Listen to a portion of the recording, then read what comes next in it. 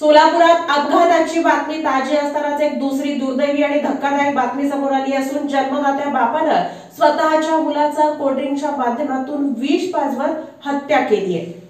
शाळेत खोड्या करतो आणि वारंवार मोबाईल मागतो म्हणून बापानं स्वतःच्याच मुलाला कोल्ड्रिंक्समध्ये विष घालून जीवे मारल्याची दुर्दैवी घटना सोलापुरात घडली आहे।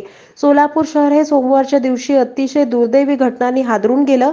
सकाळी सकाळी 3 जिवलग मित्र दुचाकीच्या भीषण अपघातात मरण पावले। त्या घटनेनं सोलापूर हळहळून निघालेलं होतं। याचं दुःख संपतं तर लगेच एका बापानं स्वतःच्याच मुलाचा जीव घेतल्याची दुसरी दुर्दैवी घटना समोर आली आहे। दिनांक 13 जानेवारी 2024 रोजी 10 वाजण्याच्या सुमारास सोलापूर तुळजापूर हायवे रोडवरील सर्व्हिस रोडलगत नाल्याजवळ एक लहान मुलाचा मृतदेह मिळून आला। संबंधित माहिती मिळताच जोडभावी पेठ पोलिसांनी तात्काळ मुलाला सिव्हिल हॉस्पिटलमध्ये उपचारासाठी पाठवले असता डॉक्टरांनी त्याला उपचारापूर्वीच मृत घोषित केलं।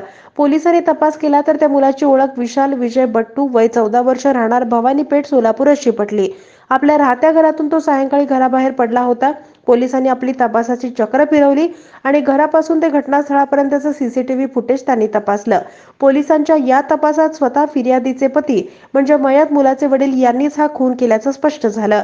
यात मयत मुलाच्या वडिलांनी म्हणजेच आरोपीनं दिलेली माहिती अशी की मुलगा विशाल हा शाळेत आणि शेजारी लोकांसोबत सतत खोड्या करतो।